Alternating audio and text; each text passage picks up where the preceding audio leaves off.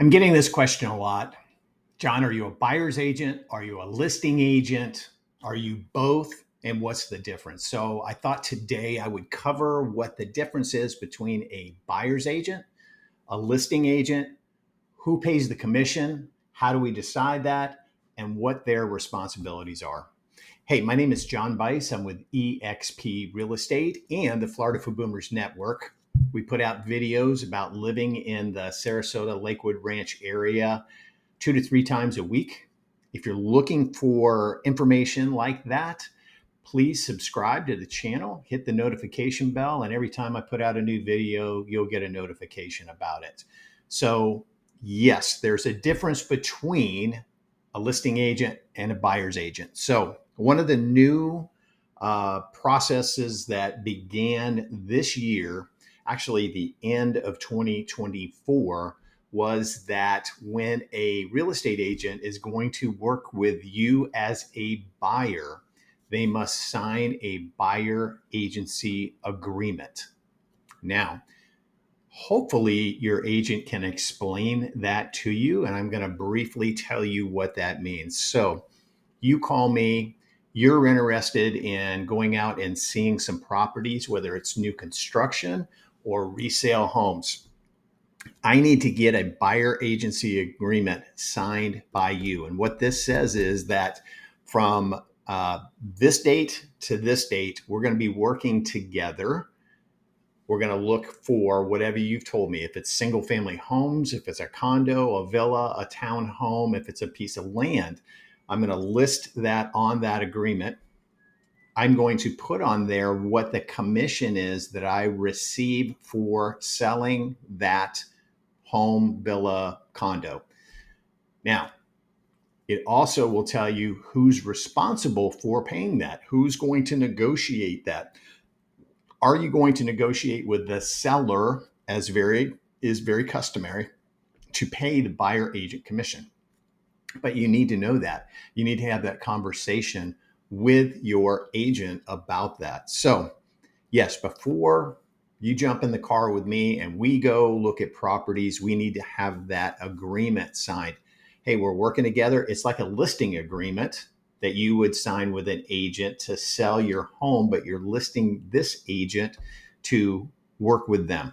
Now, can you get out of the listing agreement? Absolutely. There's no cancellation fee, but you need to have that piece of paper in hand. And it's good, especially if you're going to go to new construction communities, because they're going to ask you to register.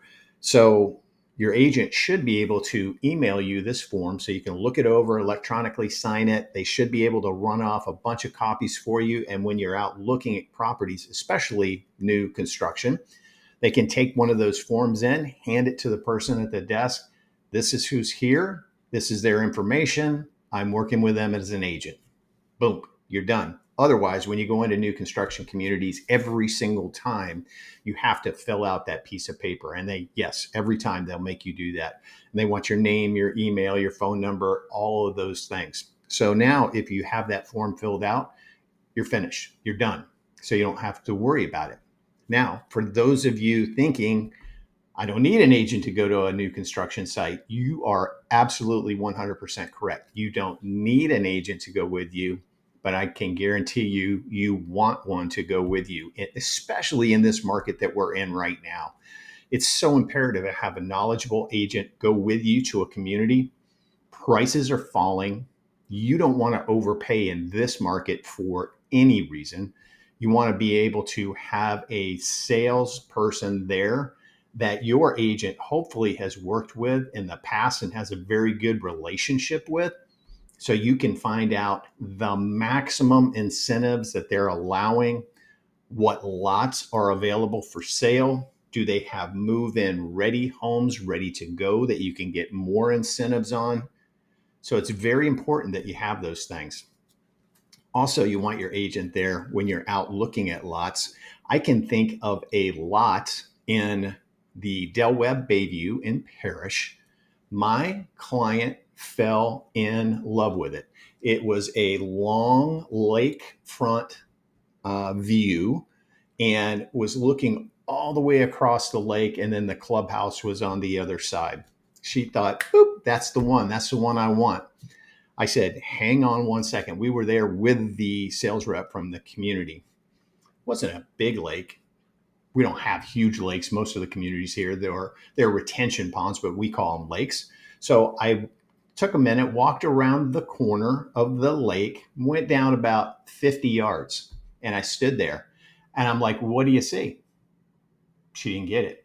And I said, "Hey, look, hey, it's good to see you." Because when I'm standing on my lanai, when my home's built here and you're standing in your pool, guess what? I'm going to be looking right into your house. Is that what you want? She was like, "Oh my gosh, I didn't even think about that."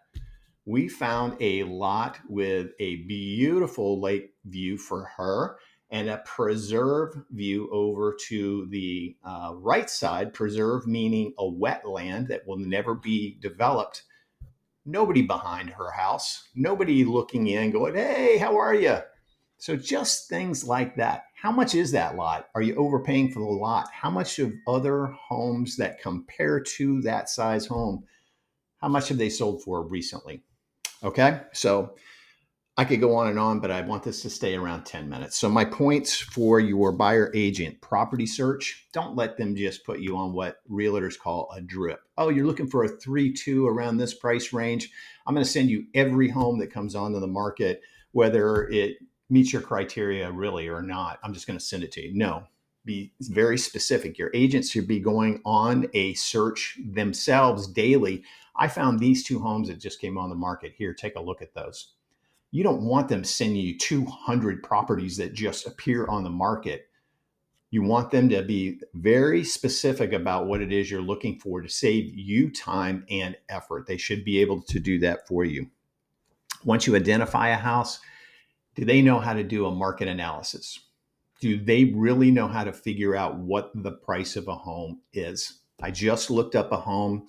Somebody had told me about it. A friend of mine had said, "John, I think they're going to list their house." They listed it a few days ago. I just found out about it, and I looked it up. Agent listed it for 610. Not one single home in the half a mile area around their home that compares in size had sold for more than 540. Okay, so that's very important. That's a listing agent part, but a buyer agent should be able to do that thing for you too. You go in, you see that house, it's listed for 610 and you love it. And then you find out the houses around it are selling in the $500,000 price range. So you want them to be able to do that for you. Negotiating: are they going to negotiate on your behalf, or are they negotiating because they need a paycheck? "Oh, that's great. Let's take that." You should have somebody that's negotiating hard for you. Okay. And that has to do with price, that has to do with terms, that has to do with repairs, who is paying for what at closing. All big things. Paperwork and legalities: do you pay for title insurance and get representation in the state of Florida, or does the seller pay that? Which one is it? For my clients, my buyers, I always recommend that they pay for the title policy. And I recommend that they use a title company that has an active real estate attorney there working on their behalf. If anything goes sideways during the transaction, they have that attorney representing them in the transaction. Big difference between just listing or having a title company do it, which it's perfectly fine to do that, but those ladies are just putting the paperwork together. Nobody's representing you. They're just filling out paperwork and bringing the closing to the table. And then our list agent side. All right. Property evaluation: how do they come to the value of the price of your home? Just like the one that I just told you, listed for 610, and there's nothing there to show a value of 610. What sales are, why we show you those, because that's an actual buyer that came to your community and purchased a home. It's not downgrading the value of your home, but it's actual buyers who came into the community, looked at those properties and purchased them, and they should compare to your home. Now, I always use the criteria of plus or minus 20% on square footage. Gives you a good idea. So if you've got a 2,000 square foot home, I might look at 1,700 square foot homes. I might look up to 2,300 square foot homes to give you an idea of value. They have to know if you're sitting on a lake, pond with a view. Do you have a wooded area behind you? Is there a fence behind you or a wall? And what value does that add? Upgrades or lack of upgrades, how does that affect your home? Very important.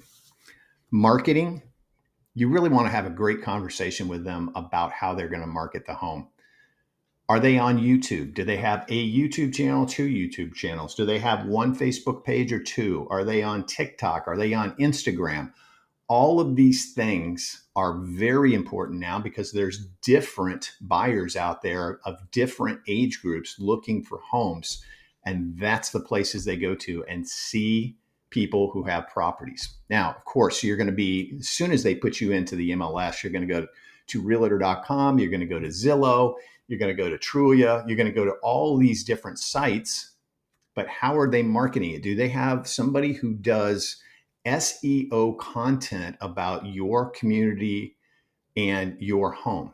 You don't want just a generic description of your house. You want what search terms people are looking for. Looking for Del Webb Catalina Lakewood Ranch, Del Webb Lakewood Ranch, single family homes, Del Webb Catalina. What are they typing into Google to try to find homes? You want all those search terms in the description of your house. You want them using that on YouTube. You want them using it everywhere that they're going to market your property. Don't just hire somebody that's going to put a sign in the front yard, if a sign in the front yard is even allowed, and hope that somebody brings in a buyer. You do not want that. You want somebody that's going to give you an update every single week about your property. How many new listings came on the market? How many homes have gone under a contract pending sale? How many have closed in the last 90 days? It's almost too much to look at to go 6 months back because that was even a different market than where we are right now. So how we're doing that, how we manage offers. I have a transaction coordinator. She's amazing. It's impossible if you're doing any kind of real estate volume to manage the contracts, talk to the mortgage person for the buyer, talk to the title company, the other agent, keep everything organized. Who's doing the inspections? Oh, did you have a termite inspection? Do you need a roof inspector? All of these things.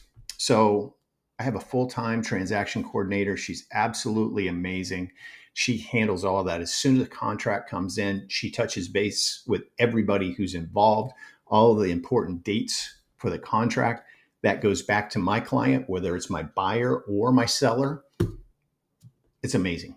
So you need somebody that has that. Don't think that an agent can handle all of the stuff that's involved here and stay completely on top of it, because it doesn't work.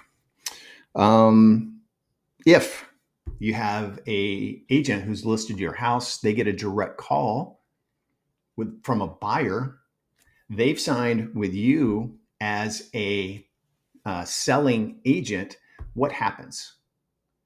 So you want them to be able to tell you exactly what happens in that situation.